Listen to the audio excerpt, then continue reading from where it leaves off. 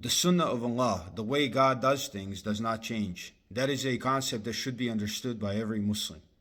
In the 35th chapter of the Quran, verses 42 and 43, God tells us, "And they swore by God with the strongest of their oaths, that if there came to them a warner, they would be better guided than any of the nations. But when there came to them a warner, it increased them in nothing but aversion, behaving proudly in the land and planning evil. And the evil plans will not beset any except the authors of it. Then should they wait for anything except for the way of the former people, what happened to the former people? For you will not find any change in the course of God and the Sunnah of Allah, and you will not find any alteration in the Sunnah of Allah." This is what God tells us in the Quran. You will not find a change. You will not find any difference. God will not alter the way He does things between generations. This is why the examples are given in the Quran. When you read about the destroyed cities, about the Pharaoh and the Midian and Ad and Thamud, these examples are there to showcase which sins are the worst ones. So you have to ask yourself, well, why did God destroy these people? What did they do?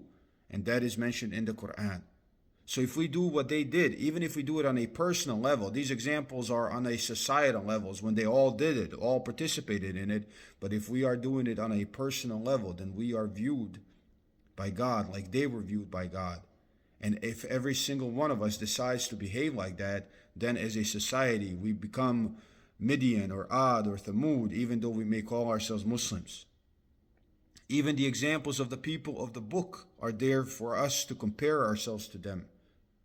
For example, in the 5th chapter of the Quran, verses 65 and 66, we are told, "And if the followers of the book," meaning the previous religions, "had believed and were careful of their duty, we would certainly have covered their evil deeds, and we would have certainly made them enter gardens of bliss.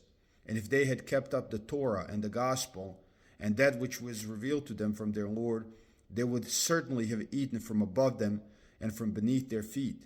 There is a party of them keeping to the moderate course, and most of them, evil is that which they do." We too were given a book, and if we follow the book, then God will bless us. But if we just have the label without observing the book, without even studying it, then we are just like these people. God will punish us.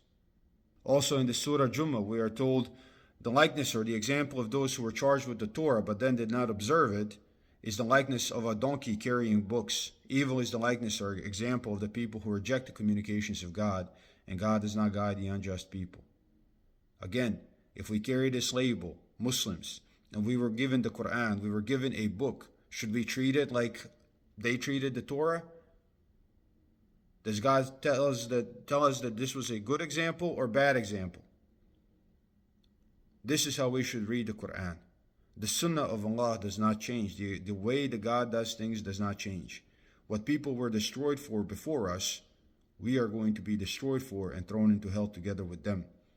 And the way people treated their revelation, their book, and their prophets before us, if we act in the same manner, then we are going to suffer the same destiny. And this is what the Quran teaches us. Peace be with you.